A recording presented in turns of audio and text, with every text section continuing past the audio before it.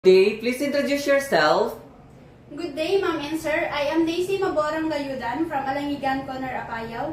I am 26 years old. I am single with live-in partner. I have two sons, ages 6 years old and 4 years old. I'm a college graduate. I took up Bachelor of Science in Hospitality Management at Apayao State College at Conar Campus. Okay, thank you. How would you describe yourself? I am honest, loyal, and hardworking person. Okay. Why do you want to apply abroad? Because I want to support my children's study. Okay. Do you have work experience abroad? No, but I work in the Philippines as a housemaid. I serve 4 members of the family. 2 adults, 1 toddler, and 1 10-month-old baby. My duties and responsibilities are cleaning the house, cooking, laundry washing and ironing, marketing and tutoring, and taking care of the toddler and 10-month-old baby. Are you willing to take care of the small children? Yes, ma'am and sir. Newborn baby? Yes, ma'am and sir. Elderly person abroad? Yes, ma'am and sir. Okay. How would you take care of naughty children and children with temper tantrums? Be patient and attentive. Okay. What will you do if the baby is crying at night?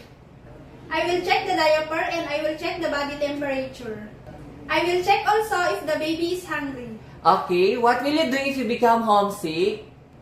I will focus on my work. Okay. Are you afraid of dogs and cats? No, ma'am and sir. Are you willing to take care of pets, even big dogs? Yes, ma'am and sir. Okay. How would you describe your cooking skills?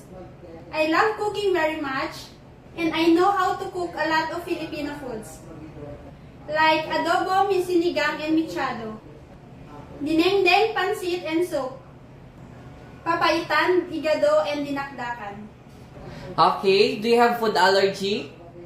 No, ma'am and sir. Do you eat everything? Yes, ma'am and sir. Okay. Can you sing me for a nursery song? The wheels on the bus go round and round, round and round, round and round. The wheels on the bus go round and round, all through the town. Head, shoulders, knees and toes, knees and toes. Head, shoulders, knees and toes, knees and toes, and eyes and ears and mouth and nose.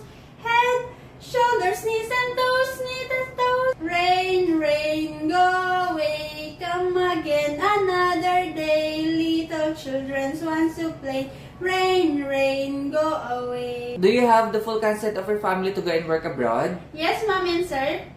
Do you promise not to use your cell phone during working hours? Yes, ma'am and sir. Do you promise to be loyal and honest to your future employer abroad? Yes, ma'am and sir. Do you have the physical energy to keep up with the children? Yes, ma'am and sir. Do you smoke? No, ma'am and sir. Do you drink alcohol?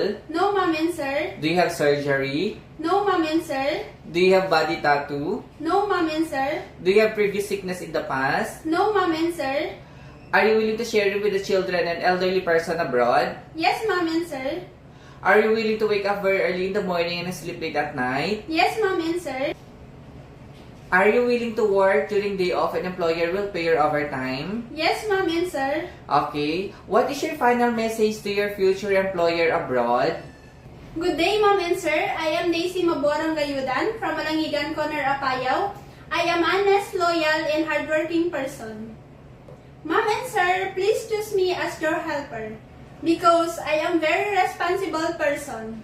I promise to treat your family as my own family. Thank you very much, ma'am and sir.